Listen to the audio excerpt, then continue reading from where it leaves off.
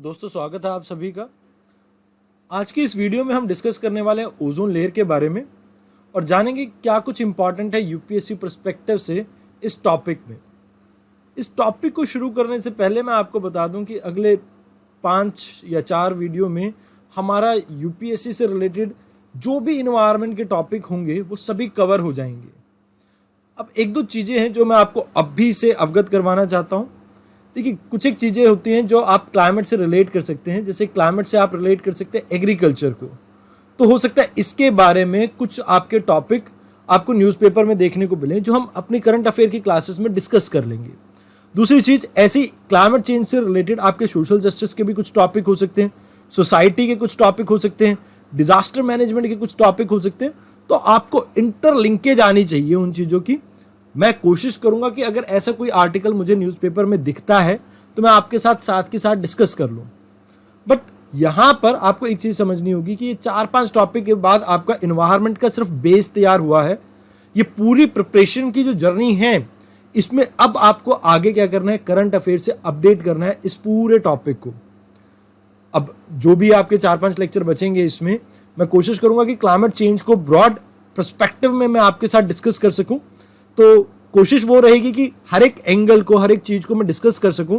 But मान लीजिए कुछ एक ऐसी चीज़ें होंगी जो डायनामिक पार्ट में आती हैं, क्लाइमेट चेंज से रिलेटेड कोई ऐसा आर्टिकल जो आपको इनमें से किसी भी चीज़ से रिलेटेड देखने को मिले, तो प्लीज़ उसे अपने नोट्स में अपडेट ज़रूर कर लेना। आप सभी से उम्मीद रखता हूं कि आप सिंसियरली अपने जो टास्क दिया गया है आपको उसको पूरा करेंगे, और कोशिश करना कि जब भी आपको कोई डाउट लगे तो आप मेरे से डिस्कस कर लेना। आपके पास, सभी के पास मेरी आईडी है।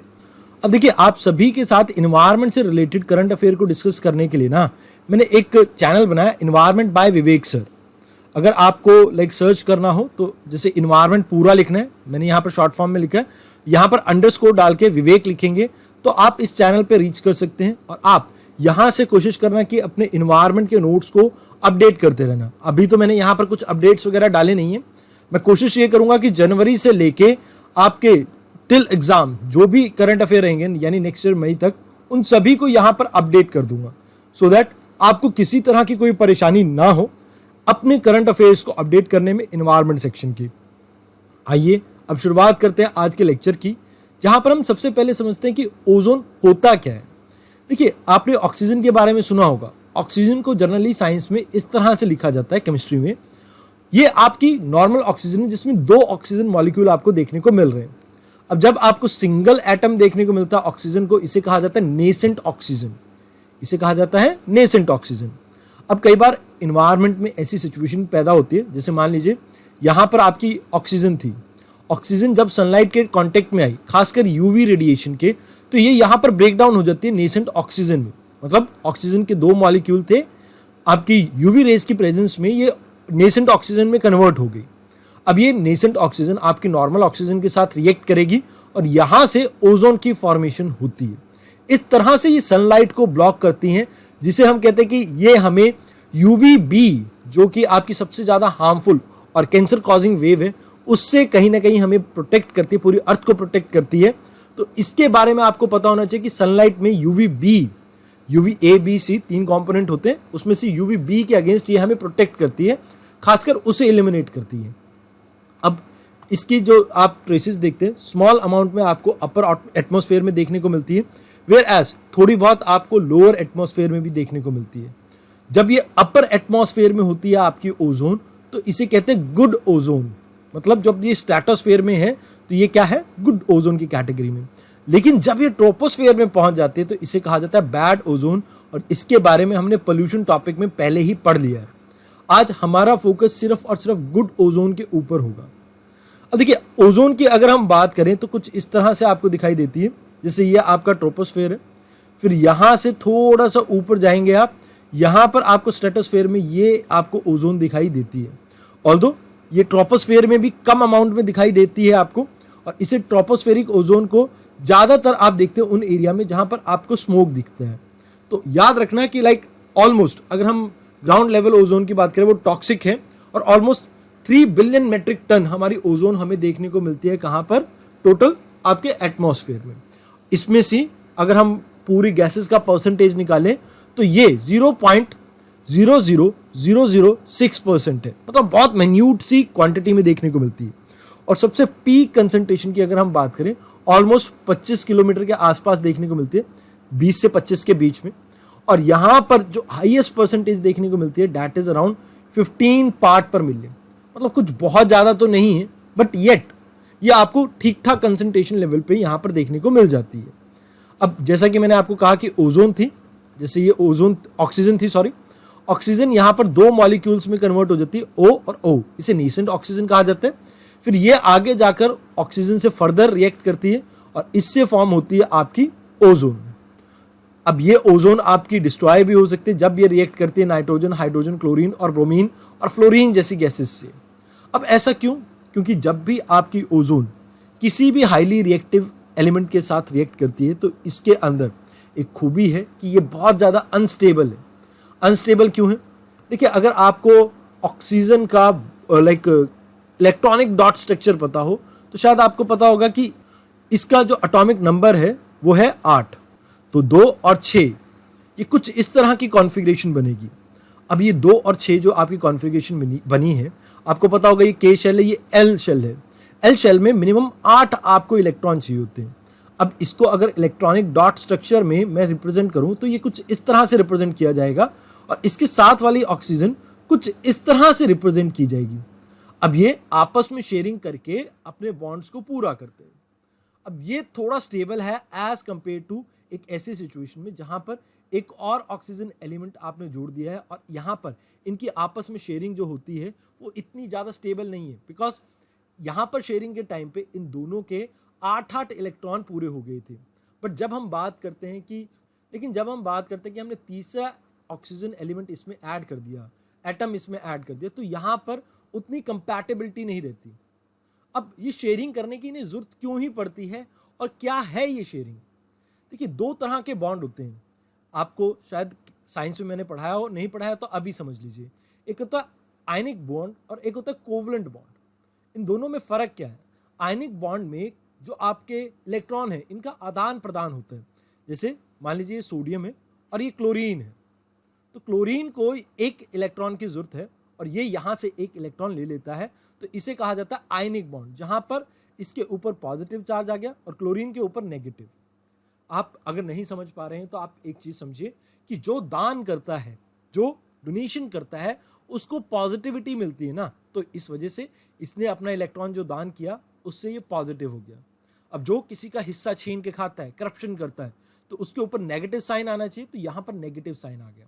तो इसने इसका एक इलेक्ट्रॉन लिया और ये नेगेटिव हो गया, इसने यहाँ से इलेक्ट्रॉन अपना दे दिया तो ये पॉजिटिव हो गया। तो यहाँ से ये फॉर्म होता है NaCl। तो ये आयनिक बॉन्ड है, ये बहुत ज़्यादा स्टेबल है। इनकी अगर हम बात करें हीटिंग और बॉइलिंग पॉइंट काफ़ी हाई रहता है as compare to covalent bond. Covalent bond इतने ज़्यादा स्ट्रॉन्ग नहीं होते हैं क्योंकि यहाँ पर होते हैं शेयरिंग। अब इसे समझाने के लिए मैं आपको समझाता हूँ कि जैसे एक राम है और एक अली है, ये दोनों एक ही स्कूल में पढ़ते हैं, एक ही क्लास में।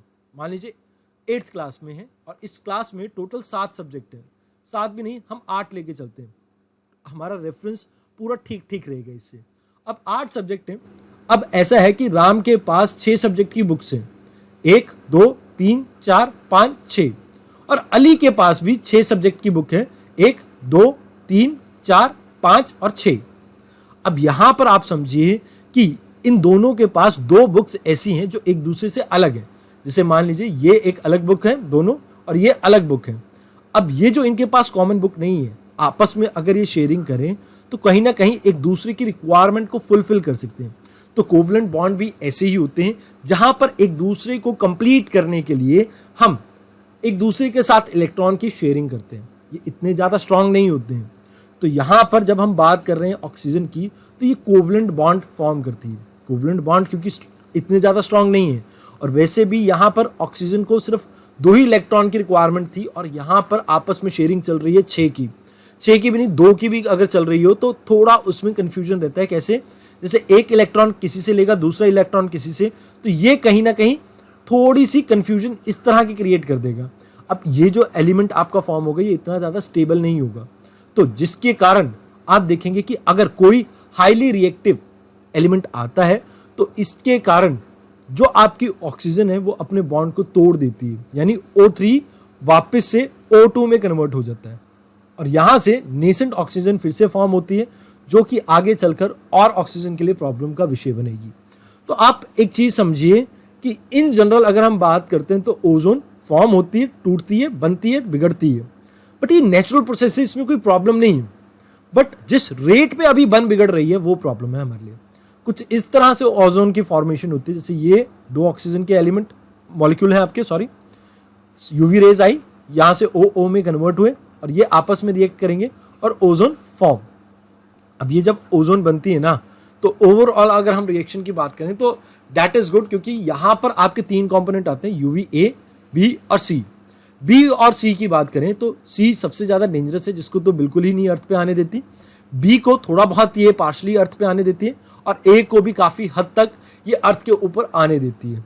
तो यहां पर मोस्ट ऑफ योर, जैसे आप स्क्रीन्स वगैरह की बात करते हैं, किसी भी लाइक जो कार वगैरह में विंडशीट लगी है, एरोप्लेन में लगी हुई है, उसमें यूवी सी के अगेंस्ट प्रोटेक्शन दी जाती है। जैसे आप देखिए रेबन के अगर किसी ने ग्लासेस लिए हैं, रेबन के ग्लासेस में क्या होता है कि यूवी रेज के अगेंस्ट प्रोटेक्शन होती है, तो वो ये काम करती है। बेसिकली यूवी रेडिएशन अगर अर्थ पे पहुंचेगी तो इससे अर्थ पूरी स्टरलाइज हो जाएगी, बंजर हो जाएगी और इसके कारण सनबर्न भी हो सकता है, आई कैंसर भी हो सकता है और स्किन को डैमेज भी पहुंच सकता है और स्किन कैंसर भी हो सकता है। तो ओवरऑल यूवी रेडिएशन हमारे लिए बहुत डेंजरस है और एक्सेसिव ए भी हमारे लिए कुछ ज्यादा अच्छी नहीं है, बट येट हमारी ओजोन हमारे को सिर्फ और सिर्फ प्रोटेक्ट करती है यूवी बी से पार्शली और यूवी सी से। आपको ये समझना होगा कि लाइक यूवी रेडिएशंस जो हैं इटसेल्फ अगर ज़्यादा आप इसके कांटेक्ट में आते हैं तो लाइक आप इसके कारण बहुत सी समस्याओं में आ सकते हैं। तभी तो जो हमारे जितने भी एस्ट्रोनॉट होते हैं जो आउटर स्पेस में हैं, वो कोशिश करते हैं कि कम से कम यूवी रेडिएशन की उसमें आए, चपेट में आए, अगर अदरवाइज उनको भी बहुत सी प्रॉब्लम हो सकती है। अब 90% अगर हम ओजोन की बात करें तो वो स्ट्रेटोस्फेयर में है, 10% ओजोन हमारे को देखने को मिल जाती है कहाँ पर, हमारे ट्रोपोस्फेयर में भी। अब यहां पर एक बैलेंस मेंटेन करने की जरूरत थी, बट ह्यूमंस की एक्टिविटी के कारण आप समझिए कि हम जो like volatile organic compounds use करते हैं, प्लस हम जो एसीज यूज करते हैं, रेफ्रिजरेटर्स जो यूज करते हैं, इनमें से कुछ गैसेस ऐसी हैं जिसे हम क्लोरोफ्लोरोकार्बन्स कहते हैं, जिनकी वजह से एक्चुअल में हमारी जो ओजोन है उसके ऊपर नेगेटिव इंपैक्ट पड़ रहा है। अब जैसा कि मैंने आपको कहा कि फ्लोरीन और क्लोरीन बहुत ही ज़्यादा रिएक्टिव है, तो ये क्या करती है, इस बॉन्ड को तोड़ देती है, यहाँ से ऑक्सीजन फॉर्म होती है, नेसेंट ऑक्सीजन फॉर्म होती है। ऑल्दो इनका आपस में भी जो बॉन्ड है वो फिर से कोवलेंट बॉन्ड है। अब कोवलेंट बॉन्ड क्यों है इसे मैं समझा देता हूँ। जब दो नॉन मेटल आपस में बॉन्ड फॉर्म करते हैं वो हमेशा कोवलेंट होगा, वो हमेशा शेयरिंग होगी आपस में। बट जब दो आपके मेटल और नॉन मेटल, मतलब एक मेटल है एक नॉन मेटल है, यानी कि पॉजिटिव नेगेटिव जब आपस में एक दूसरे को अट्रैक्ट करेंगे तो यहां से बनता है आयनिक बॉन्ड, और आयनिक बॉन्ड ज्यादा स्ट्रांग है।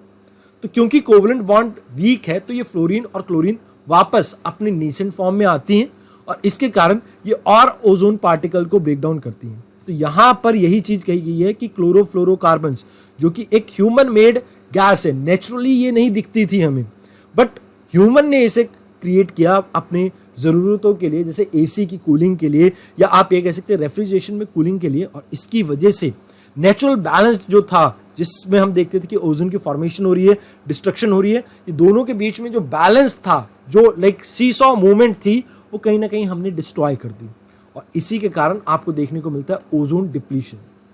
अब ओजोन डिप्लीशन अमूमन आपको कहां देखने को मिलता है, मैं इसको भी आपको समझाना चाहूंगा। इसके लिए ना थोड़े डीप कॉन्सेप्ट्स में हमें जाना पड़ेगा, जिससे थोड़ी सी ज़्यादा अच्छी अंडरस्टैंडिंग हो सके हमारी। जैसे ये 0 डिग्री लैटिट्यूड है, ये 30 लेते हैं हम, ये 60 लेते हैं और ये 90। आई होप आपको एयर सर्कुलेशन के बारे में पता हो, अगर नहीं पता तो फिर भी मैं थोड़ी बहुत कोशिश करूंगा कि आपको डिटेल में समझा सकूं। अब अमूमन आपने देखा होगा कि जो आपकी एयर है आसपास इक्वेटर के, ये ऊपर की तरफ उठती है। अब यहां पर अगर ये ऊपर की तरफ उठेगी तो यहां पर एक वैक्यूम सा क्रिएट होगा। अब यहां आसपास से जो भी आपका लो हाई प्रेशर होगा, इस हाई प्रेशर से एयर इसकी तरफ मूव करने लगेगी। अब ये लो प्रेशर था, एयर ऊपर की तरफ मूव करने लगी। इस ऊपर उठती हुई एयर को हम कहते हैं करंट। अब ऊपर जाके यहां पर ये कुछ क्लाउड वगैरह फॉर्म करेगी, ठीक है जी, क्योंकि इक्वेटर के आसपास आपके जो ट्रोपोस्फेयर है इसकी हाइट होती है 14 किलोमीटर के आसपास, तो इतना ज़्यादा इम्पैक्ट नहीं पड़ता है यहाँ पर ट्रोपोस्फेयर के ओजोन के ऊपर। ऑल्दो अभी रिसेंट कुछ स्टडीज में ऐसा भी पब्लिश हुआ है कि ओजोन की डिप्लीशन हमें ट्रोपोस्फेयर में भी देखने को मिली है, हमें इक्वेटर या ट्रॉपिकल एरियाज में भी देखने को मिली है, बिकॉज यहाँ पर भी एयर आपकी ऊपर राइज करती है। अगर इसमें कोई भी ओजोन डिप्लीटिंग गैस है, जिसे ओजोन डिप्लीटिंग गैस ODS भी बोलते हैं, अगर ये यहाँ पर सब्सटेंसेस आपको देखने को मिलेंगे, ओजोन डिप्लीटिंग सब्सटेंसेस, तो यहाँ पर भी ओजोन में डिप्लीशन देखने को मिल सकता है। बट क्योंकि इसकी हाइट ज़्यादा है ना, तो इस वजह से इतनी ज़्यादा प्रॉब्लम यहाँ पर देखने को नहीं मिलती है। अब यहाँ पर वापस आते हैं इस सिचुएशन पे, आपकी एयर ऊपर की तरफ राइज करी। अब यहाँ पर जैसे ही जैसे एयर की कंसंट्रेशन ऊपर की तरफ बढ़ती जाएगी तो हाई प्रेशर एक क्रिएट होगा, यहाँ पर लो प्रेशर था। अब हाई प्रेशर क्रिएट क्यों होगा? देखिए, आपकी एयर ऊपर जाते हुए एडियाबैटिकली कूल होगी। अब एडियाबैटिकली जब एयर कूल होगी तो यहाँ पर आपको देखने को मिलेगा कि जो एयर के पार्टिकल हैं वो एक दूसरे के ज़्यादा करीब आ जाएंगे। और जब एक दूसरे के ये ज़्यादा करीब आते हैं तो यहाँ पर कंडेंसेशन वगैरह जैसी भी एक्टिविटी आपको देखने को मिलेगी। बट यस, आप ये मान के चलिए कि ये हाई प्रेशर है। अब ये जो आपकी एयर है हाई प्रेशर से हमेशा डाइवर्ज करती है, आपको पता होगा। देखिए, याद रखना, हाई प्रेशर से हमेशा आपकी एयर डाइवर्ज करेगी, वेयर एज कन्वर्ज करती है लो प्रेशर पे। तो यहाँ पर अगर आपकी एयर ऊपर जाके डाइवर्ज करेगी तो एक इस साइड जाएगी मूवमेंट, एक इस साइड जाएगी। इस साइड अभी हम नहीं देख रहे, हम देखते हैं इसके ऊपर फोकस करते हैं। अभी कुछ दूरी तक जाएगी, यहाँ पर फिर से क्योंकि नीचे से एयर आपकी किस साइड भागी थी 0 डिग्री की तरफ, तो ऊपर से एयर नीचे डिसेंड करेगी। अब यहाँ पर भी एक तरह का वैक्यूम सा क्रिएट होने लगेगा, तो ये एयर इसको रिप्लेस करके यहाँ पर भरने की कोशिश करेगी, तो यहाँ पर एक लो प्रेशर क्रिएट होगा। अब एक चीज समझिए, अगर आप नीचे की बात करें, नीचे ग्राउंड लेवल पे, तो एयर नीचे से ऊपर की तरफ जाती है जब लो प्रेशर है। अगर लो प्रेशर आपका ऊपर है तो एयर ऊपर से नीचे की तरफ आएगी, तो यहां पर नीचे आपकी एयर सिंक करेगी। अब नीचे एयर सिंक करेगी, यहां हाई प्रेशर है, डाइवर्ज करेगी। अब ये तब तक मूव करेगी जब तक इसे एक लो प्रेशर नहीं मिलेगा, और वो हम मानते हैं कि 60 डिग्री के आसपास हमें लैटिट्यूड पे देखने को मिल जाता है एक लो प्रेशर। अब लो प्रेशर है, फिर से एयर ऊपर की तरफ मूव करेगी। अब यहां पर लो प्रेशर क्रिएट होने का एक और रीजन भी है। देखिए, यहां पर हाई प्रेशर था तो यहां से एयर आपकी डाइवर्ज कर रही थी, क्योंकि आइसी कोल्ड कंडीशन है यहाँ पे, या आपके पोलर एरिया है।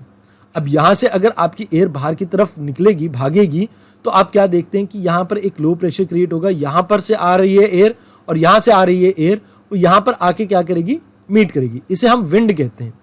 देखिए, आपको ये याद रखना है कि हॉरिजॉन्टल जो मूवमेंट है एयर की उसे विंड कहते हैं, और जो वर्टिकल मूवमेंट है उसे करंट कहते हैं। अब यहाँ पर ऊपर एयर जाएगी तो एकदम एक बार फिर से हाई प्रेशर क्रिएट करेगी, और यहाँ पर एयर आपकी फिर से क्या करेगी, डाइवर्ज करेगी कुछ इस तरह से। अब देखिए, जब एयर आपकी यहाँ पर उठ के फिर से डाइवर्ज कर रही है, अब देखिए ये एयर वही है जो यहाँ से चली थी, ऊपर गई, फिर नीचे आई, और फिर यहाँ पर आई, और इसके बाद यहाँ ऊपर गई। तो मतलब अर्थ के ऊपर जितनी भी आपकी ओजोन डिप्लीटिंग सब्सटेंस थे, क्योंकि ऑलमोस्ट हम देखते हैं कि 60 डिग्री लैटिट्यूड तक maximum human population, almost 70 to 80% human population देखने को मिल जाती है, और यहाँ पर 60 to 90 के बीच में आपको इतना ज़्यादा कोई ऑक्सीजन डिप्लीटिंग सब्सटेंस नहीं देखने को मिलता, बिकॉज रेफ्रिजरेटर और आपके लाइक एसीज की यहाँ पर रिक्वायरमेंट बहुत कम है। और वैसे भी ह्यूमन पॉपुलेशन यहाँ पर कम ही देखने को मिलती है, बिकॉज इन्वायरमेंट या क्लाइमेट बहुत आपका कंड्यूसिव नहीं है ह्यूमन पॉपुलेशन के लिए। अब जितनी भी आपकी ओजोन डिप्लीटिंग सब्सटेंस थे वो यहाँ से शुरू हुए 30 डिग्री से, 0 डिग्री से होते हुए वापस 30 डिग्री पे जाते हुए 60 पे पहुंचे, और वापस ऊपर की तरफ आते हुए यहाँ पर 90 डिग्री की अपर एटमॉस्फेयर में पहुंच गए। अब क्योंकि आपने पढ़ा होगा यहाँ पर जो आपका ट्रोपोस्फेयर है उसकी हाइट है 8 से 9 किलोमीटर के आसपास।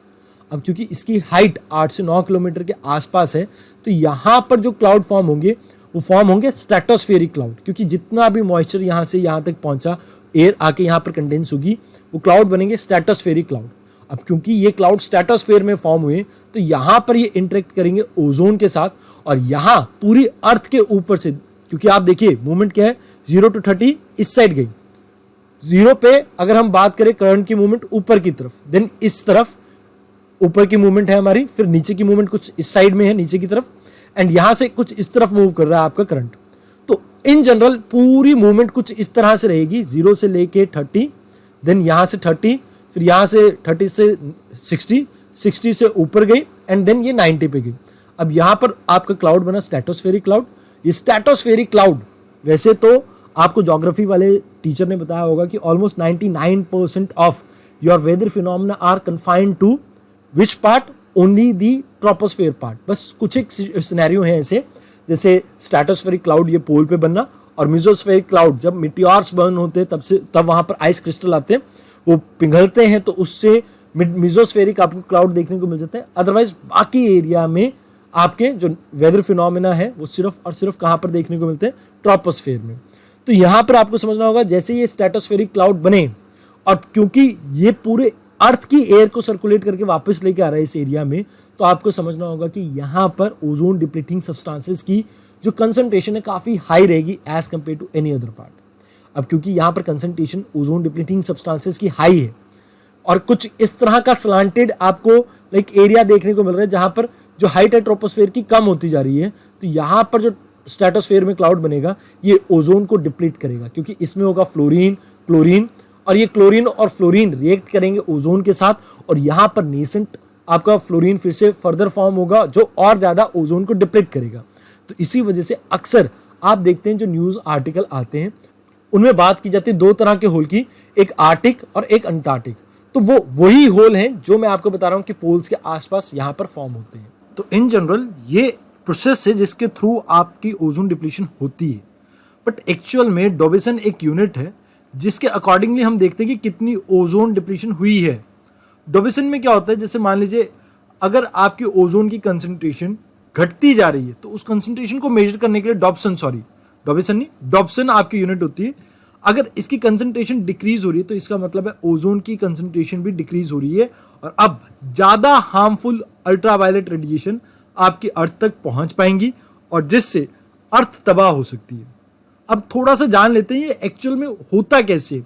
जैसे क्लोरोफ्लोरोकार्बन्स के बारे में आपने सुना होगा, अब जब ये यूवी रेज के कांटेक्ट में आते हैं तो यहां से एक क्लोरीन अलग हो जाता है। अब ये जो नेसेंट क्लोरीन है आगे जाकर, क्योंकि ये बहुत ज्यादा रिएक्टिव है फ्री क्लोरीन, तो ये आगे जाकर आपके ओजोन के साथ रिएक्ट करता है, जहां से ये ऑक्सीजन को यहां से अलग कर देता है। अब ये क्लोरीन और ऑक्सीजन मिलके क्लोरो मोनोऑक्साइड बना देते हैं। अब क्लोरीन मोनोऑक्साइड जो है फर्दर जब किसी ऑक्सीजन पार्टिकल के सामने आता है तो ये ऑक्सीजन को छोड़ देता है और ये फ्री क्लोरीन में फिर से कन्वर्ट हो जाता है।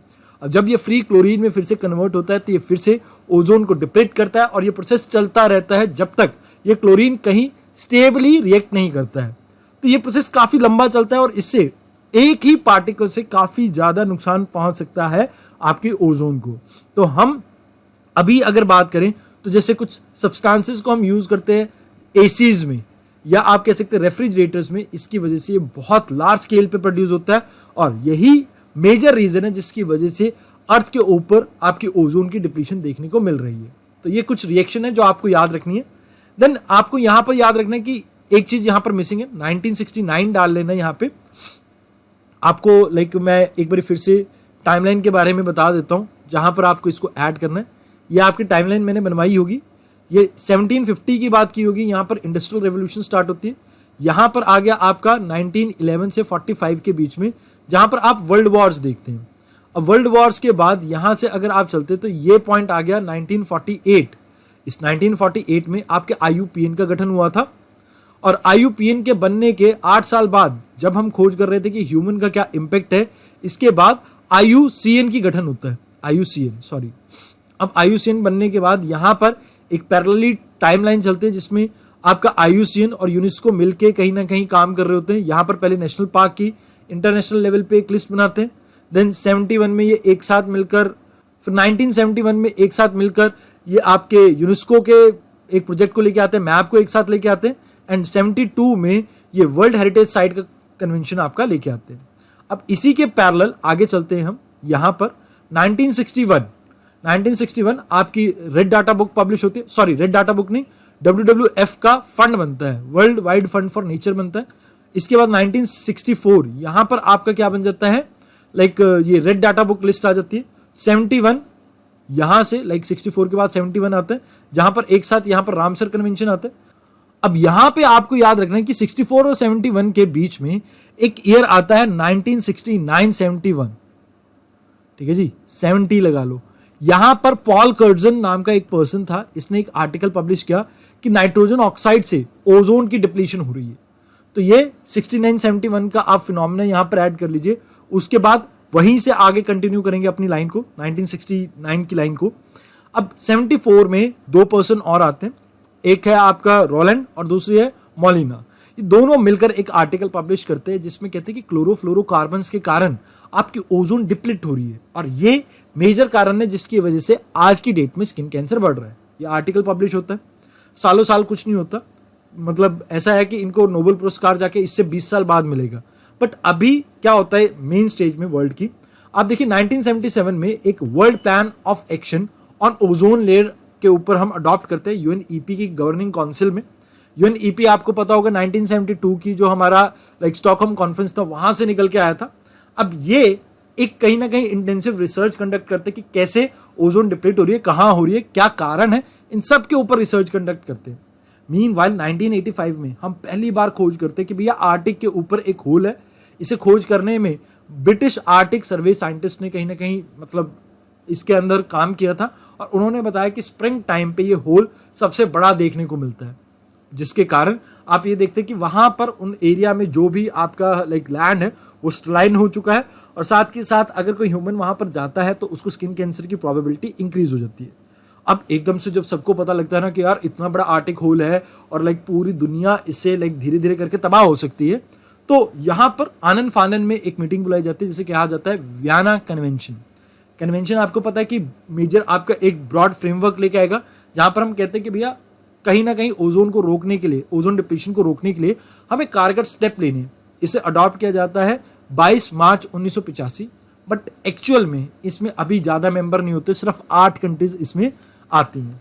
आगे चलकर 1-2 साल बाद, 3 साल बाद इसमें लगभग आपकी और कंट्रीज जुड़ती हैं और यहाँ पर पहली बार बात की जाती है कि भैया हम क्या करेंगे, हम एक मेजर करेंगे, मतलब बाइंडिंग एक प्रोटोकॉल लेके आएंगे जिसका नाम होगा मॉन्ट्रियल प्रोटोकॉल। अगले साल इसे अडॉप्ट किया जाएगा। तो मॉन्ट्रियल में मीटिंग होती है जहां पर 1 जनवरी से हम असेसमेंट रिपोर्ट वगैरह पब्लिश करने की बात करते हैं और कह दिया जाता है कि भैया डेवलप कंट्री हो या डेवलपिंग, थोड़ा टाइम आप ले लीजिए, बट एक्चुअल में ओजोन डिप्लीटिंग सब्सटेंस, ओडीएस मतलब ओजोन डिप्लीटिंग सब्सटेंसेस को आपको एलिमिनेट करना होगा।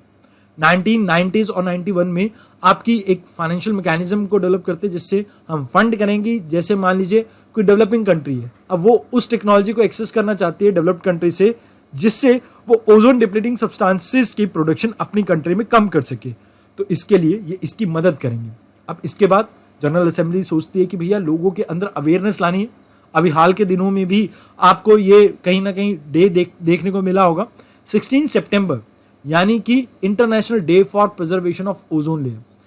1995 के बाद से हर साल ये मनाया जाता है, बट ये कहीं ना कहीं अवेयरनेस जनरेशन का काम करता है, इससे ज़्यादा इसका कोई और काम नहीं है, कोई खास काम नहीं है इसका। अब 1994 में जो मैंने 3 साइंटिस्ट बताए थे, रोलैंड हो गए, मारियो मोलिना होगी और पॉल कर्टजन, इनको कहीं ना कहीं नोबेल पुरस्कार से सम्मानित किया जाता है इनके वर्क के लिए, जिसके बाद दुनिया को पता लगा कि भैया ओजोन के डिप्लीशन हो रहा है। अब 1996 में हमने ये कह दिया कि भैया हाइड्रोफ्लोरोकार्बन्स जो हैं, हाइड्रोक्लोरोफ्लोरोकार्बन्स, इनकी भी प्रोडक्शन और कंजम्पशन के ऊपर डेवलप कंट्रीज और डेवलपिंग कंट्रीज दोनों रोक लगाएंगी। तो डेवलपिंग कंट्रीज को यहाँ पर कह दिया गया कि भैया आपने रोक लगानी है। डेवलप कंट्रीज ने तो पहले से ही ये स्टार्ट कर दिया था।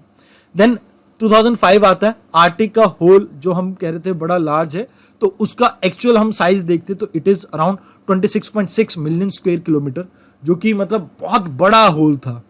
अब कहीं ना कहीं 2008 का समय आता है जहां पर हम देखते हैं कि मॉन्ट्रियल और वियना यूनिवर्सली रेटिफाइड आपका एक प्रोटोकॉल बन चुका है और कन्वेंशन बन चुका है, जो कि मल्टीलेटरल एनवायरनमेंट ट्रीटी में पहली बार ऐसा हुआ था। मतलब पहली बार पूरी दुनिया एक साथ आकर किसी चीज के लिए काम कर रही थी। आफ्टर मार्वल के जो एक एपिसोड नहीं था, एपिसोड भी क्या कहूँ, एक मूवी थी एंड गेम्स, उसके अलावा पूरा वर्ल्ड पहली बार यहाँ पर साथ आया था। मजाक की बात है, बट आप ये मान के चलिए कि बहुत बड़ी अचीवमेंट है। क्लाइमेट चेंज में भी ये चीज़ देखने को नहीं मिली हमें। दैट्स वाई आप देखेंगे ओजोन होल की डिप्लीशन में आज की डेट में भी बहुत अच्छा काम हो रहा है। वन ऑफ द कन्वेंशंस हैं जो एक्चुअल में इंप्लीमेंट हुआ है ग्राउंड लेवल पे। क्यों? बिकॉज यूनिवर्सली रेटिफाइड था, सबको पता था कि इसका इम्पैक्ट हम पे ज़्यादा पड़ने वाला है। वैसे तो जो डेवलपिंग कंट्रीज हैं जैसे ट्रॉपिक्स के आसपास है, उनको इससे ज़्यादा फर्क नहीं पड़ना था, बिकॉज आर्टिक का अंटार्कटिक का hole America, US, developed countries को ज़्यादा परेशान करने वाला था। दैट्स वाई आप यहां पर देखते हैं कि इनको ज्यादा परेशानी है, तो ये अच्छे से इंप्लीमेंट हुआ है। अब क्लाइमेट चेंज इनके लिए परेशानी नहीं है। आप सोचोगे कि ऐसे कैसे सर, ऐसे कैसे बोल रहे हो आप? देखिए, प्रॉब्लम ट्रॉपिकल एरियाज में ज्यादा आनी है, इनके लिए तो एक अपॉर्चुनिटी है।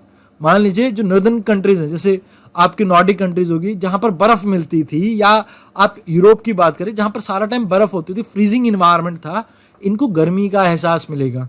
जितनी गर्मी मिलेगी इनके लिए तो उतनी ही फसलों की प्रोडक्टिविटी बढ़ेगी, इनका लैंड और ज्यादा यूटिलाइज होने लगेगा। और ये चीज मैं इसलिए कह रहा हूं क्योंकि इनको इस चीज से बेनिफिट था, तो इन्होंने इसको इंप्लीमेंट किया। क्लाइमेट चेंज से इन्हें फर्क नहीं पड़ता, तो इस वजह से क्लाइमेट चेंज के ऊपर इतने ज्यादा कोई स्ट्रिंजेंट एक्शन भी नहीं लिए जाते। ये रीजन है जहां पर इन कैपिटलिस्ट इकोनॉमीज को अपना बेनिफिट दिखता है ना भैया, ये उसी तरफ जाते हैं। आप ये चीज लिख के ले लीजिए। आप देख लेना, पेरिस एग्रीमेंट के अंडर भी बहुत सी बातें हुई हैं, लेकिन इनमें से इंप्लीमेंट बहुत कम चीजें होंगी। आप सभी कंट्रीज को लेके चलिए। सस्टेनेबल डेवलपमेंट गोल्स की रिपोर्ट मैंने आपको कल बताई थी, सिर्फ इंडिया इकलौती ऐसी कंट्री है जो ऑन रिकॉर्ड, ऑन टारगेट है अपने पेरिस एग्रीमेंट के अंदर कमिटमेंट को फुलफिल करने पे। उसके अलावा कोई भी ऐसी कंट्री नहीं है। ऑल्दो मैं मानता हूं कि इंडिया ने भी इतने कुछ ज्यादा अच्छे टारगेट्स नहीं लिए, बट अकेला इंडिया भी क्या कर सकता है? इंडिया को भी टेक्नोलॉजी और फाइनेंशियल एक्सेस चाहिए, बट वो नहीं मिल पा रहा है। अगर मिलता तो शायद इंडिया और भी अच्छा परफॉर्म कर लेता। तो मॉन्ट्रियल प्रोटोकॉल, वियना कन्वेंशन अगर हम बात करें, ओवरऑल यूनिवर्सली रेटिफाई हुआ, जिसकी वजह से आगे चलकर सक्सेस मिलती है। और फिर 2016 में हम क्या करते हैं, मॉन्ट्रियल प्रोटोकॉल में एक अमेंडमेंट लेके आते हैं जिसे कहते हैं हम किगाली अमेंडमेंट। तो अगर आपसे पूछा जाए किगाली अमेंडमेंट किससे डील करता है, तो ओजोन से डील करता है, जहां पर हम कहते हैं कि इनको भी नहीं हम यूज करेंगे अपने रेफ्रिजरेटर्स और एसीज में, क्योंकि हमने हाइड्रोफ्लोरोकार्बन्स और क्लोरोफ्लोरोकार्बन्स को रिप्लेस करने के लिए हाइड्रोफ्लोरोकार्बन्स का इस्तेमाल किया था। अब इसकी वजह से प्रॉब्लम क्या हुई कि ये ग्रीन हाउस गैस है। ये वैसे तो कोई कहीं ना कहीं आपके ओजोन को डिप्लीट करने में नाकामयाब है, कोई इसका इम्पैक्ट नहीं है आपके ओजोन की डिप्लीशन में। बट अगर हम बात करें क्लाइमेट चेंज की, तो क्लाइमेट चेंज के लिए मेजरली रिस्पॉन्सिबल है और क्लाइमेट चेंज को रोकना हमारी एक मंशा है। तो इस वजह से ये किगाली अमेंडमेंट आया, जिसे कहीं ना कहीं हम फोर्स में लेके आते हैं 1 जनवरी 2019 से। इंडिया ने भी इसे रेटिफाई किया है।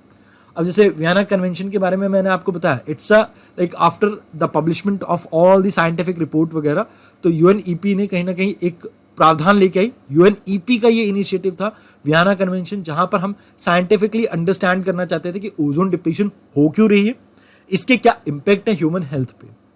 अब यहां पर मैं आपको बता दूं, अभी हाल के सालों में हमें पता लगा है कि लाइक ट्रॉपिक्स में भी शायद ओजोन होल है। कोई कंफर्मिटी नहीं है, बट ओजोन होल आपको पोल्स के आसपास देखने को मिलता है। ये यहाँ पर आपको यूएसए, कनाडा और ये यूरोपियन कंट्रीज देखने को मिलते हैं। इस वजह से ये कन्वेंशन अच्छे से इंप्लीमेंट होगा। तो यहाँ पर कुछ बेसिक प्रिंसिपल लेआउट किए जाते हैं। यहाँ पर भी इस चीज़ को कहीं ना कहीं तवज्जो दी जाती है, कॉमन बट डिफरेंशियल रिस्पॉन्सिबिलिटी।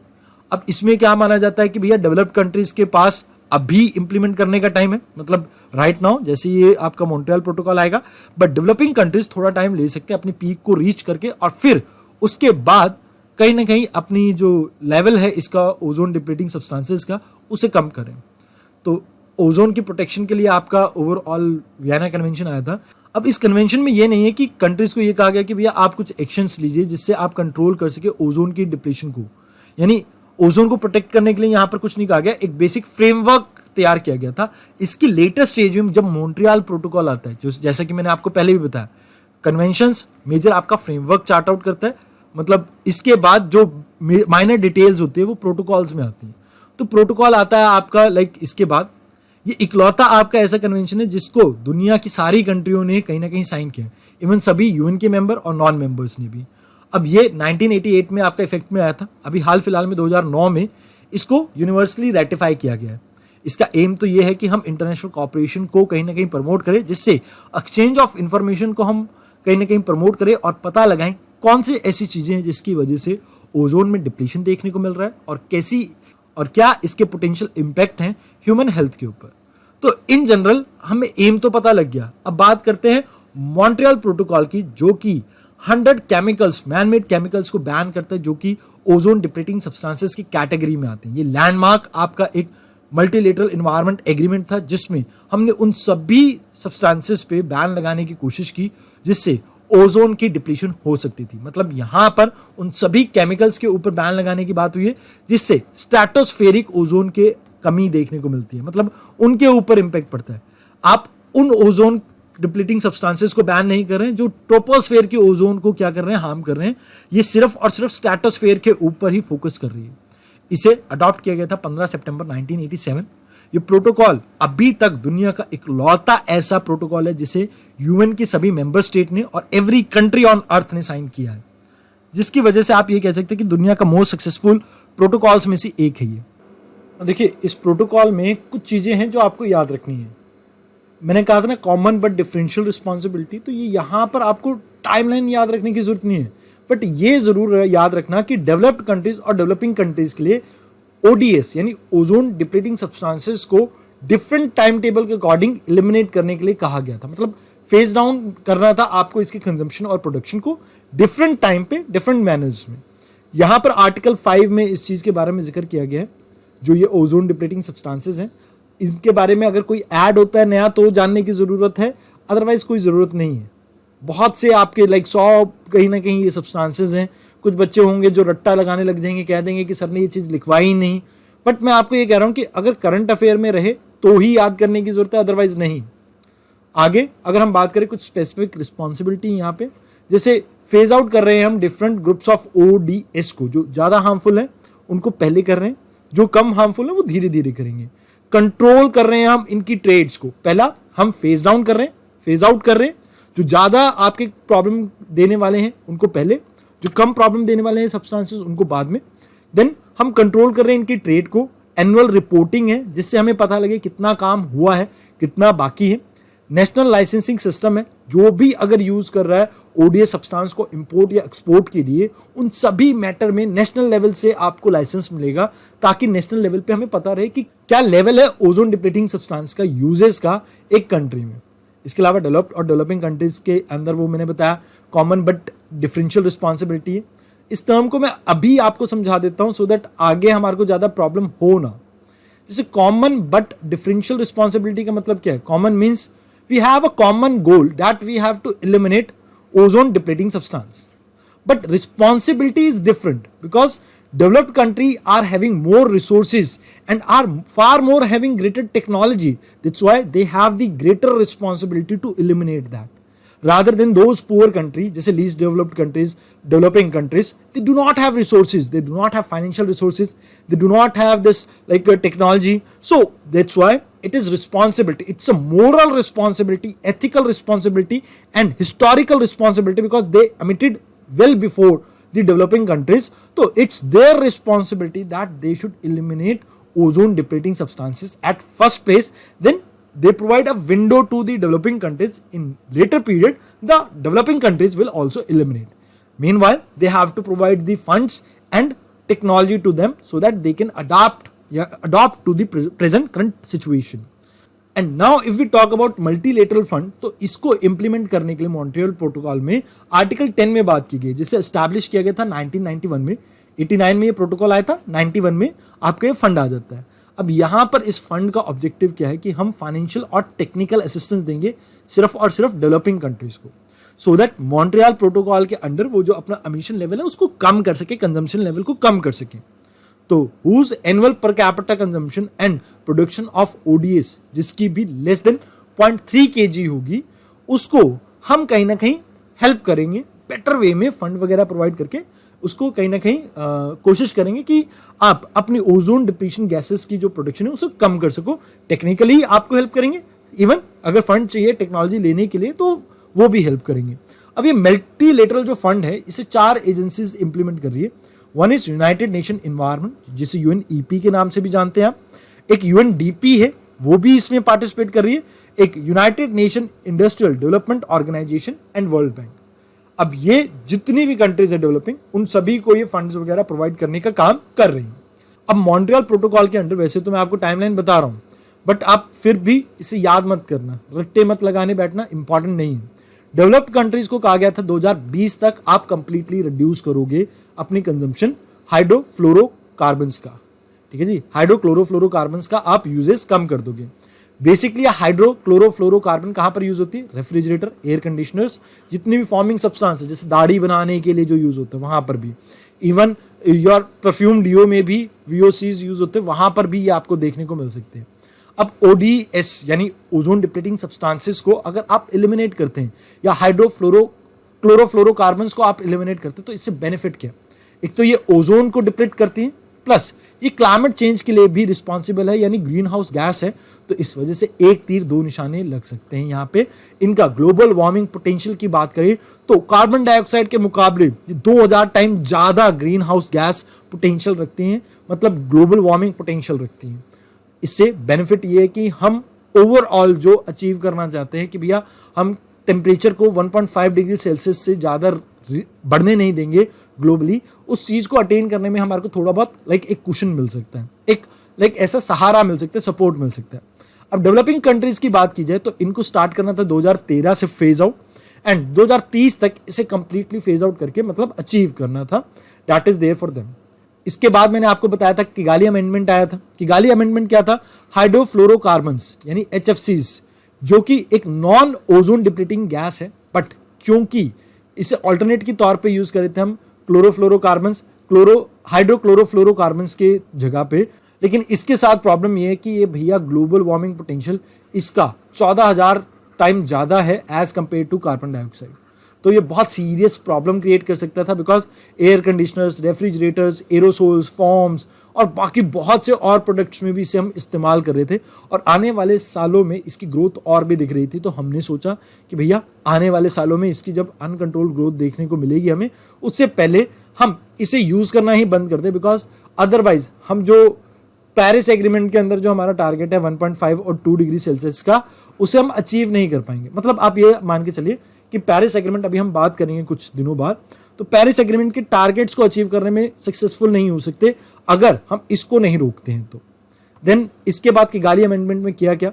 हमने क्लाइमेट सिस्टम को प्रोटेक्ट करने के लिए इसको मॉन्ट्रियल प्रोटोकॉल को अमेंडमेंट की, और रवांडा किगाली में, रवांडा क्या एक शहर है किगाली, वहां पर हमने इसको 15 अक्टूबर 2016 को अमेंडमेंट को लाए, और 2019 में ये क्या आ गया? फोर्स में आ गया।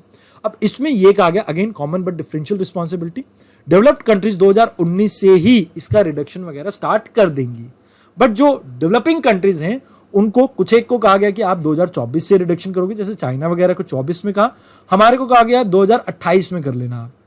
ऑल्दो यहां पर डेवलप्ड कंट्रीज पहले ही उस चीज को, मतलब हाइड्रोफ्लोरोकार्बन्स की कहीं ना कहीं एमिशन लेवल को 80 to 85% डिक्रीज करने की कोशिश करेंगे बाय लेट 2040s, और बाकियों को अचीव करने के लिए थोड़ा टाइम लग जाएगा, मिड ऑफ द सेंचुरीज तक वो कर देंगे।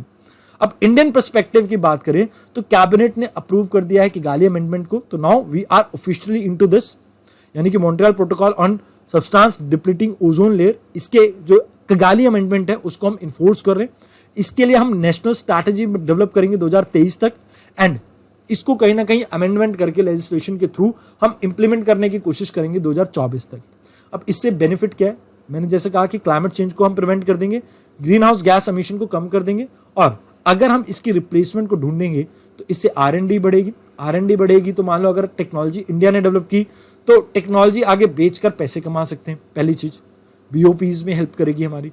अगर मान लीजिए इंडिया के पास जैसे लेबर फोर्स बहुत ज़्यादा है, अगर ये स्किल्स डेवलप कर सके जिससे हम आने वाली टेक्नोलॉजी जो यूज़ करेंगे उसके अंदर जो भी स्किल्स रिक्वायर होंगे उसके अकॉर्डिंगली अपनी जनरेशन को तैयार कर दे, आने वाली जनरेशन को, तो इससे भी बहुत बेनिफिट मिल सकता है। तो इन टोटल अगर मैं आपको कहूँ तो आपको कुछ एक इंपॉर्टेंट ये आर्टिकल की कटिंग रखी हुई है मैंने यहाँ पे, जैसे बेसलाइन जो हाइड्रोफ्लोरोकार्बन्स का है वो बेसलाइन है 2011-13, कुछ एक कंट्री के लिए 20-22 है और कुछ एक के लिए 24-26 है। अब जिनके लिए फ्रीजिंग ईयर है 2019 है, 24 है, 28 है। मैक्सिमम टू मैक्सिमम जो गैसेस का एमिशन का रिडक्शन देखने को मिलेगा, डेवलपिंग कंट्रीज को 85% 2036 तक करना है, चाइना जैसी कंट्रीज को 80% 2045 तक, एंड इंडिया को 85% 2047 तक। तो फ्रीजिंग ईयर मीन्स कि आपकी पीक पहुंच गया, अब इसके बाद डिक्लाइन करेंगे, that is freezing year. Baseline मतलब कि आपने 2011-13 को बेस ईयर लिया और उसके अकॉर्डिंगली आप देखेंगे कि भैया किस कैटेगरी में, मतलब आप ये देखेंगे कि बेसलाइन के अकॉर्डिंगली, जैसे मान लीजिए 100 यूनिट होती थी पहले जनरेट, तो उससे 85 यूनिट कम कर देंगे तो अब 15 ही यूनिट जनरेट हो रही है इसकी हाइड्रोफ्लोरोकार्बन्स की। अब इसमें डेवलप्ड कंट्रीज कैटेगरी 1 में आ रही है, इसके बाद डेवलपिंग कंट्रीज जैसे चाइना, साउथ अफ्रीका, ब्राज़ील, ये 2 में आ रही हैं। डेवलपिंग कंट्रीज लाइक आपकी इंडिया, ईरान, इराक, पाकिस्तान, ये 3 में आ रही हैं। इन सभी को आपने याद रखना है, कैटेगरीज वगैरह के बारे में क्वेश्चन पूछा जा सकता है। इसके अलावा इस आर्टिकल में और कुछ खास नहीं है।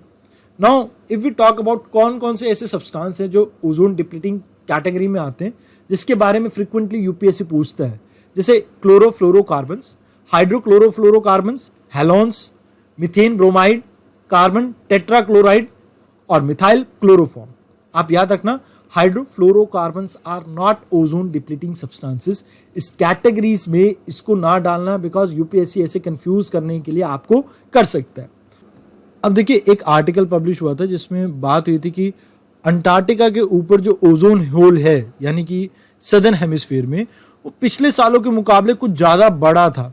अब ऐसा आर्टिकल जो पब्लिश हुआ था, ये यूरोपियन एक सर्विस सेंटर है, जैसे कोपेनिगस एटमॉस्फेयर मॉनिटरिंग सर्विस सेंटर, इन्होंने इस चीज़ को पब्लिश किया था रिपोर्ट को, जिसके अकॉर्डिंगली हमें ये पता लगा जो CMS है, ये CAMS कोपेनिगस एटमॉस्फेयर मॉनिटरिंग सिस्टम, ये कंटिन्यूसली मॉनिटर करता है अर्थ की ओजोन लेयर को, ट्रैक करता है इसके फॉर्मेशन को और इवेल्युएशन को, मतलब इवॉल्व कैसे कर रही है, सॉरी।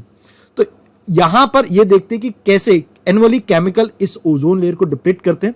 हर साल का प्रोसेस है, ऐसा नहीं है कि एक बारी में डिप्लीट हो गया और खत्म, नहीं, ये हर साल एक बारी रिकवर करता है, बनता है, रिकवर करता है। जैसे नॉर्दर्न हेमिस्फीयर में ये आपको स्प्रिंग सीजन के टाइम पे देखने को मिलता है, सदर्न में भी स्प्रिंग के टाइम पे देखने को मिलता है। बिटवीन अगस्त, अगर हम स्टार्ट करें, अगस्त से लेके आपको देखने को मिल जाता है टिल आपके अक्टूबर नवंबर के टाइम तक, और दिसंबर तक आते आते ये वापस रिफिल हो जाता है, वापस अपनी नॉर्मल पोजीशन पे पहुंच जाता है। अब इसके पीछे मेजर कारण क्या है? Man made chemicals. अब ये हर साल क्यों बढ़ता है, क्यों घटता है, आप इसको समझिए।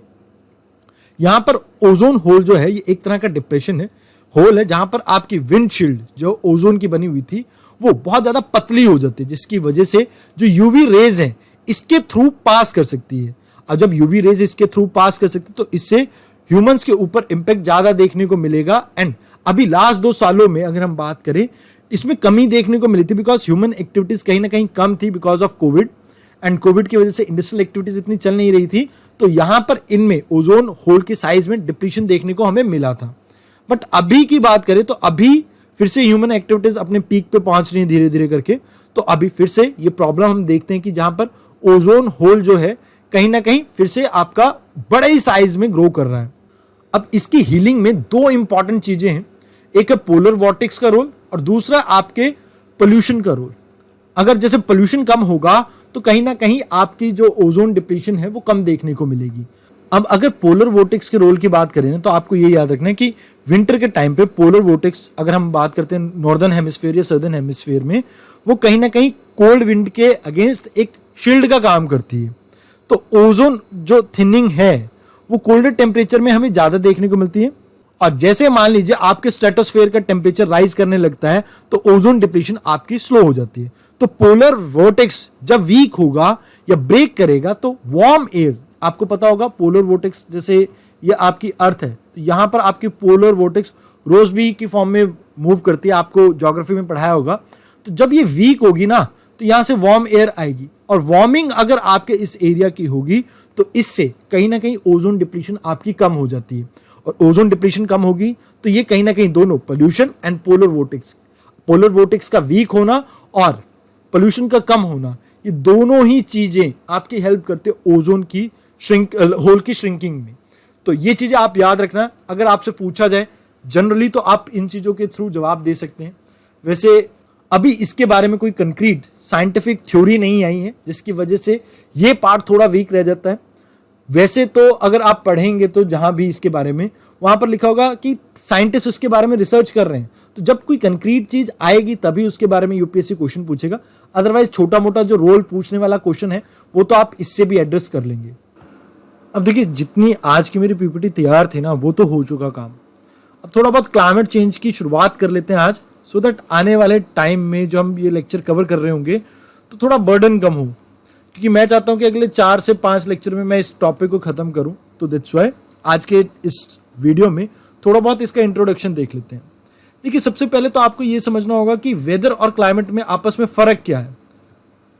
देखिए, वेदर आपका एक शॉर्ट टर्म एटमॉस्फेरिक कंडीशन को रिप्रेजेंट करता है किसी एरिया की, वेयर एज लॉन्ग टर्म जब हम 50 साल, 60 साल, 100 साल इस तरह के फीचर्स की बात करते हैं तो वो क्लाइमेट रिप्रेजेंट करता है। मतलब एटमॉस्फेरिक कंडीशंस को ही दोनों रिप्रेजेंट करते हैं, एक लॉन्ग टर्म को रिप्रेजेंट करता है, एक शॉर्ट टर्म को रिप्रेजेंट करता है, दोनों में बस फर्क इतना है। तो अब क्लाइमेट चेंज हो क्यों रहा है, क्या रीजंस है, इन सभी चीजों को हम थोड़ा थोड़ा करके समझते हैं और फिर समझेंगे थॉट प्रोसेसेस के बारे में दो अलग अलग स्कूल्स की, सो दैट थोड़ी क्लैरिटी रहे कि क्या चल रहा है दुनिया में। अब देखिए, climate change means long term atmospheric conditions में चेंज आना। अब इसके लिए रिस्पॉन्सिबल होती है आपकी ग्रीन हाउस गैसेस। अब ग्रीन हाउस गैसेस क्या होती हैं? ये वो गैसेस हैं जो बाहर से आ रही आपकी सोलर रेडिएशन को अंदर तो आने देती हैं। जैसे आपने कोई ग्रीन हाउस चैम्बर्स देखे होंगे, तो उसमें क्या होता है कि जैसे आप मान लीजिए कार है, कार को धूप में खड़ा देते हैं, तो थोड़ी देर बाद आप आते हैं तो ये कार अंदर से गर्म होती है, बिकॉज जो बाहर से शॉर्टर वेवलेंथ की रेडिएशन आ रही थी, सोलर रेडिएशन, उसे तो ये जाने देती है। बट लॉन्गर रेडिएशन, जैसे आप देखेंगे कि कोई चीज सुपर हीटेड है तो उससे शॉर्ट वेव रिलीज होती है, वेयर एज कोई चीज लेस हीटेड है, कम हीटेड है, वहां से जो वेव जनरेट होती है वो लॉन्ग रेंज होती है। तो अर्थ जब आपकी, जैसे ये कार है, कार के अंदर शीट्स वगैरह हैं, सीट, तो ये कार की जो शीट है ये जब हीट होती है तो ये यहाँ से लॉन्ग रेंज वेव्स को रिलीज करती है। अब जब ये लॉन्ग वेव रेंज को रिलीज करती है तो ये शीशे के पास थ्रू नहीं हो पाती। अब जब ये शीशे के पास थ्रू नहीं हो पाती तो इसकी वजह से अंदर हीटिंग इफेक्ट देखने को मिलता है। तो कुछ ऐसा ही फिनोमेना हमें गैसेस के साथ भी देखने को मिलता है, जहां पर जैसे कार्बन डाइऑक्साइड एक आपकी गैस है, ये क्या करती है अपने अंदर, इनका जो मॉलिक्यूलर स्ट्रक्चर है इसके अंदर आपकी लॉन्ग वेव जो है वो ट्रैप हो जाती है, वो आपस में वाइब्रेट करती रहती है और जिसकी वजह से इस कार्बन डाइऑक्साइड के अंदर के जो पार्टिकल हैं वो वाइब्रेट करते हैं, जिसकी वजह से एटमॉस्फेयर हीट अप होने लगता है। ऑल्दो ये ग्लोबल वार्मिंग या आप ये कह सकते हैं ग्रीन हाउस गैसेस वैसे बहुत इंपॉर्टेंट है अर्थ के ऊपर लाइफ की सस्टेनेबिलिटी के लिए भी, क्योंकि अगर ये ना हो तो कहीं ना कहीं हमारी अर्थ का टेम्परेचर रात के समय पे बहुत ज़्यादा नीचे जा सकता है और इसके कारण आप ये देख सकते हैं कि अर्थ के ऊपर लाइफ एग्जिस्ट भी ना करे, क्योंकि रात को जब टेम्परेचर -50-60 होगा, दिन में टेम्परेचर प्लस में 50-60 होगा, तो इतने एक्सट्रीम टेम्परेचर पे आपकी अर्थ के ऊपर लाइफ की पॉसिबिलिटी नहीं है। तो अर्थ के ऊपर लाइफ की सस्टेनेबिलिटी के लिए भी ये ग्रीन हाउस गैसेस रिक्वायर्ड है। अगर ये ग्रीन हाउस गैसेस नहीं होंगी तो there will be no life possible on earth. And यहां पर आपको एक और बात समझनी होगी कि ये ग्रीन हाउस गैसेस जब एक्सेस में होते हैं तब प्रॉब्लम है। We do not have any problem with the limited quantity of green house gas that used to exist even before the centuries and it exists even after the centuries, but the only problem is the amount of the concentration of greenhouse gases means we do not have, हमें कोई एतराज नहीं है कि अगर ये concentration level पहले pre industrial level तक हो जाए, उसमें इन्वायरमेंट हमारा ठीक है, क्लाइमेट हमारा ठीक है, हमें कोई इशू नहीं। बट प्रॉब्लम तब होती है कि जब ये ग्रीन हाउस गैस बहुत ज़्यादा या तो ऊपर चली जाए या नीचे हो जाए। अब यहाँ अगर ये टेम्परेचर ऊपर होता है तो इससे ग्लोबल वार्मिंग देखने को मिलती, अगर ये इनकी कंसंट्रेशन नीचे चली जाए तो आपको ग्लेशिएशन देखने को मिलता है, मतलब आइस एज में वापस पहुंच जाते हैं। तो दोनों ही सिनेरियो, चाहे पॉजिटिव में देखें चाहे नेगेटिव में देखें, हमारे लिए तो वर्स्ट केस सिनेरियो है। हमारे लिए बेस्ट क्या है कि हम इनको ग्रीन हाउस गैसेस को ऑन एन एवरेज एक लेवल तक मेंटेन करें, ना उसके बियॉन्ड जाने दें ना उससे नीचे। तो ये तो ग्रीन हाउस गैस का रोल हो गया कि क्या होता है, इसके बारे में हम कल के लेक्चर में और ज़्यादा डिटेल में भी डिस्कस करेंगे। अब यहाँ पर बात करते हैं दो स्कूल ऑफ थॉट प्रोसेस के बारे में।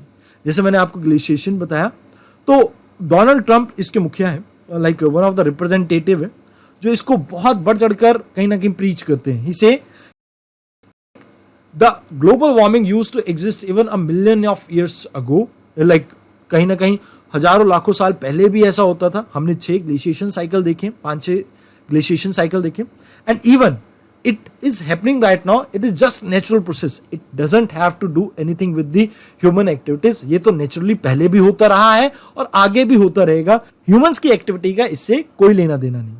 अब सेकंड थॉट ऑफ प्रोसेस ये कहता है कि ठीक है, आपकी बात मानते हैं, नेचुरली ये प्रोसेस होता है, बट नेचुरली इस प्रोसेस को होने में हजारों लाखों साल लग जाते हैं, but this time the rate is very quick.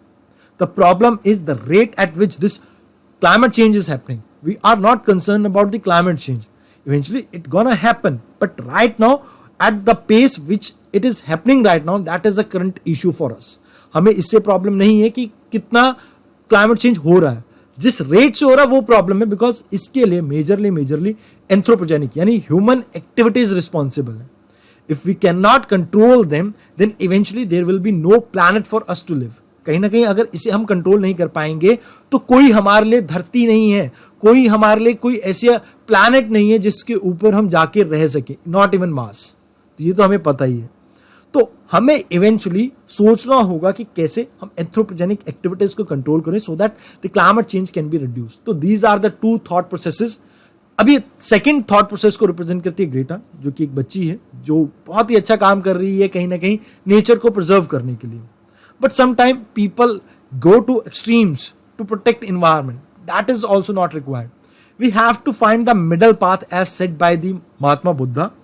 महात्मा बुद्ध ने क्या कहा, कहते कि भैया किसी भी सिचुएशन में आप मिडल पाथ ढूंढिए जिससे कहीं ना कहीं दोनों सिनेरियो को आप कहीं ना कहीं एक्सट्रीम्स को अवॉइड कर सकते हैं. For example, if we do not go for development, कहीं ना कहीं स्टैंडर्ड ऑफ लाइफ वो कहीं ना कहीं इंपैक्ट होगा एंड लाखों करोड़ों लोग पॉवर्टी में रहेंगे. And if we go for the economic development then the environment will suffer. So we have to find a middle path so that we can balance both. कहीं ना कहीं यांग एंड यिंग का balance create करना होगा, अच्छे और बुरे का बैलेंस क्रिएट करना होगा जिससे हम इन एक्सट्रीम्स को अवॉइड कर सकें. तो आपको ये समझना होगा कि like climate change is a harsh reality and in coming year we gonna face a lot of natural disaster because of them. Like you might have heard about कि पहले कभी हमारे वेस्ट कोस्ट की साइड इतने cyclone नहीं आते थे, but because of climate change we are experiencing such a huge amount of cyclones on the west coast that amount of people it is impacting is huge. तो आपको समझना होगा कि climate change से not just cyclones, floods, we have glacial melting, we have a lot of issues and India is very vulnerable to this. We will discuss about कि कौन से part में किस तरह की vulnerability है and we will discuss about कि how we can handle this.